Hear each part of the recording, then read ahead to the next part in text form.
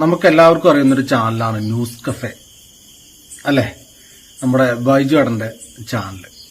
മലപ്പുറം ജില്ലയിൽ ഇരുന്നു കൊണ്ട് ഹൈന്ദവനെ തകർക്കുന്ന ഏതൊരു വിഷയത്തെയും പച്ചയ്ക്ക് പൊളിച്ചടുക്കിക്കൊണ്ട് നമ്മുടെ മുമ്പിൽ ഇങ്ങനെ നിൽക്കുകയാണ്. അതും 5 ലക്ഷം വരിക്കാരുമായിട്ട്. 5 ലക്ഷം സബ്സ്ക്രൈബേഴ്സ് ചെറിയൊരു കാര്യമല്ല. അത് അദ്ദേഹത്തിന്റെ മൂല്യം നിറഞ്ഞ വാക്കുകളും സത്യസന്ധമായിട്ടുള്ള ഇടപെടലുകളും ഹൈന്ദവന് വേണ്ടിയുള്ള ശബ്ദവുമാണ് ഈ പറയുന്ന ഒരു മാജിക്കൽ നമ്പറിലോട്ട് പെട്ടെന്ന് ഈ ചാനൽ വന്നത്. ഇതുപോലെ ഒരുപാട് ചാനലുകൾ കേരളത്തിൽ വരണം. ഹൈന്ദവന് വേണ്ടി ശബ്ദിക്കുന്ന ഒരുപാട് മീഡിയാസ് നമുക്ക് ഇവിടെ വേണ്ട ആവശ്യമാണ്. തീർച്ചയായിട്ടും ഇതുപോലത്തെ ചാനലുകൾ ഇനി ഉയർന്നു വരട്ടെ. ഹിന്ദുവിന് വേണ്ടി ശബ്ദം ഉയർത്തിക്കൊണ്ടേയിരിക്കട്ടെ.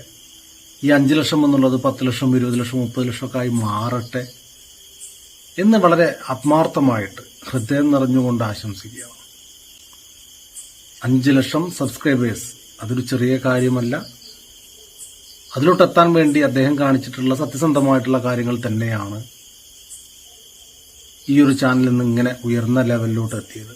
ഇനിയും സത്യസന്ധത തുടരുക, ഹൈന്ദവന് വേണ്ടി ശബ്ദിക്കുക, ഹൈന്ദവന്റെ ശബ്ദമാവാൻ അങ്ങേക്ക് സാധിക്കട്ടെ എന്ന് ഒരിക്കൽ കൂടി ആശംസിക്കട്ടെ. നന്ദി, നമസ്കാരം. ന്യൂസ് കഫേയുടെ എല്ലാ ശ്രോതാക്കൾക്കും എന്റെ നമസ്കാരം.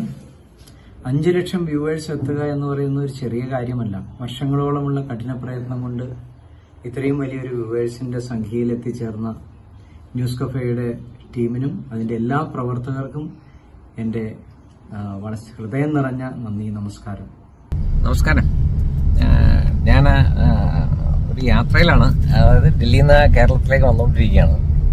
അപ്പോഴാണ് നമ്മുടെ ന്യൂസ് കഫേ ബൈജു ധീരമായ പോരാട്ടങ്ങൾ, അതായത് ഒരു സ്വാഭിമാന ഹിന്ദുവായി, ഒരിക്കലും അപ്പോളജറ്റിക് ഹിന്ദു അല്ലാതെ ഹിന്ദു സമാജത്തിനെതിരെ നടക്കുന്ന എല്ലാ